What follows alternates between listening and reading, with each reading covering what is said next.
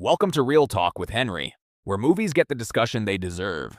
Today we're talking about one of the most divisive horror movie of the year. Scream 7 shocked horror fans, not because of the kills or the mystery, but because critics and audiences had completely different reactions to the film.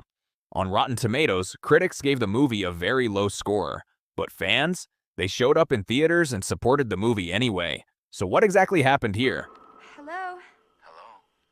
Yes? Who is this? Who are you trying to reach? What number is this?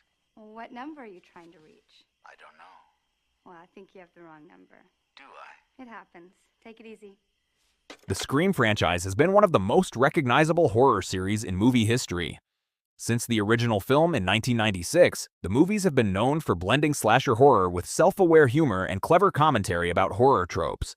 Over the years, the series built a loyal fan base that keeps coming back to see who the next Ghostface killer will be. By the time Scream 7 arrived, expectations were high, but critics weren't exactly thrilled. On Rotten Tomatoes, Scream 7 received a critic score of just around 30%. Many reviewers felt the movie relied too heavily on nostalgia and didn't bring enough new ideas to the franchise. Some critics even described it as a step backward for the series. For them, the movie simply didn't capture the same clever energy that made the earlier films stand out. Fans saw something different. The audience had a very different reaction. The audience score on Rotten Tomatoes climbed much higher, showing that fans enjoyed the movie far more than critics did. For many viewers, Scream 7 delivered exactly what they wanted: suspense, classic Ghostface moments, and that familiar blend of horror and dark humor.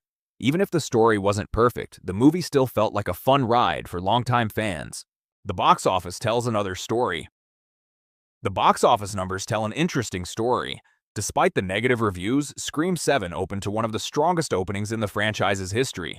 That means fans were still excited enough to buy tickets, regardless of what critics were saying.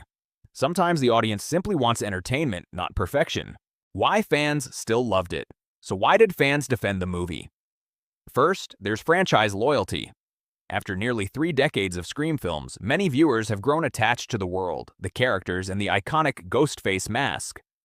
Second, horror fans often enjoy the thrill of the experience itself. The tension, the mystery, and the unpredictable twists. Even if critics focus on storytelling flaws, fans sometimes judge a horror movie by how entertaining it feels. Critics versus fans. This highlights something interesting about movies in general. Critics usually evaluate films based on originality, storytelling depth, and filmmaking technique. Fans, on the other hand, often care more about emotional connection and entertainment value. And when those priorities clash, you get a movie like Scream 7, where critics and audiences walk away with completely different opinions. This happens more often than you think. Scream 7 isn't the first movie where critics and fans disagree. In fact, many films over the years have been criticized heavily by reviewers but embraced by audiences. Sometimes the real measure of a movie isn't the review score. It's whether people enjoy watching it. So who's right? So the question is simple. Were the critics too harsh on Scream 7? Or were fans willing to overlook the flaws because they love the franchise? Sometimes the truth probably lies somewhere in between. What do you think? Do you agree with the critics or do you side with the fans? Let me know your thoughts in the comments.